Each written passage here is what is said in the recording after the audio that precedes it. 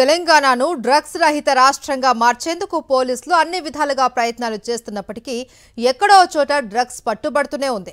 ఉన్నత చదువులు చదివిన వాళ్లే డ్రగ్స్ కు ఎక్కువగా బానిసలవుతున్నారు. ఏకంగా ఎంబీబీఎస్ డాక్టర్లు, ఇంజనీర్లు, స్టాఫ్, సాఫ్ట్వేర్ ఉద్యోగులతో పాటు బడా పారిశ్రామికవేత్తల పిల్లలు కూడా డ్రగ్స్ కు అడిక్ట్ అవుతున్నారు.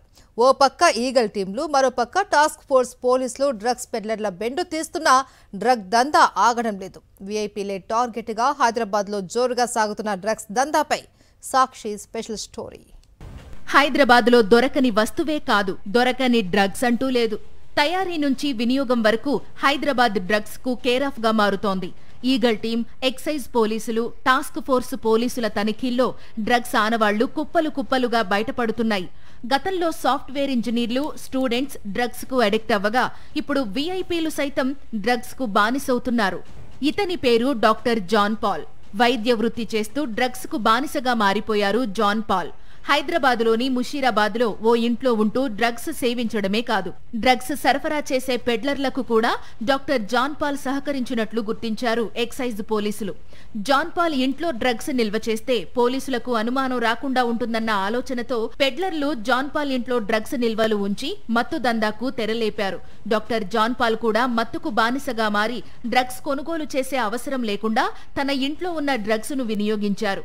ఆయన ఇంట్లో భారీగా డ్రగ్స్ ను స్వాధీనం చేసుకున్నారు. చిన్న ఇన్ఫర్మేషన్ వచ్చింది. గాంధీ మెడికల్ కాలేజ్లో ఫోరెన్సిక్ మెడిసిన్ చదువుతున్న ఒక senior student, second year student Joseph Paul అని, he became addicted to different drugs with his friends. ముషీరాబాద్లో తను కన్జ్యూమ్ చేస్తున్నాడు.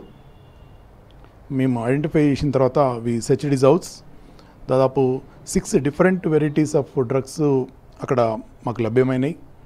హైదరాబాద్కు విదేశాల నుంచే కాదు, అటు ఒడిషా, ఇటు బెంగళూరు, మహారాష్ట్రలోని వివిధ నగరాల నుంచి డ్రగ్స్ సరఫరా అవుతున్నట్లు గుర్తించారు పోలీసులు. కొన్ని కొరియర్ సంస్థల ద్వారా కూడా డ్రగ్స్ సరఫరా దర్జాగా సాగుతున్నట్లు గుర్తించింది ఈగల్ టీం. కొన్ని పబ్లు, రెస్టారెంట్లు, నగర శివారులో ఉన్న ఫామ్ హౌస్లు డ్రగ్స్ సరఫరాకు కేర్ ఆఫ్ గా మారాయి. అందులో వీఐపీల పిల్లలు, బిజినెస్ వాళ్లే కాదు, సాఫ్ట్వేర్ ఉద్యోగులు, డాక్టర్లు, ఇంజనీర్లు కూడా డ్రగ్స్ కు బానిసలుగా మారుతున్నారు.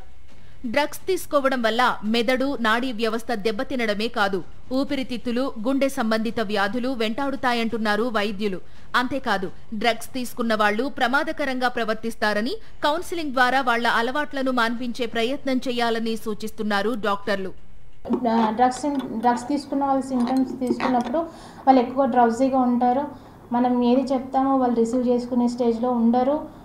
వాళ్ళ హెల్త్ రోజు రోజుకి తగ్గిపోవడం, డిక్రీజ్ అయిపోవడం అనేది జరుగుతుంటుంది అన్నమాట. హైదరాబాద్లో మంచి భవిష్యత్తున్న యువత డ్రగ్స్ కు బానిసలుగా మారి బంగారు జీవితాలను నాశనం చేసుకుంటున్నారు.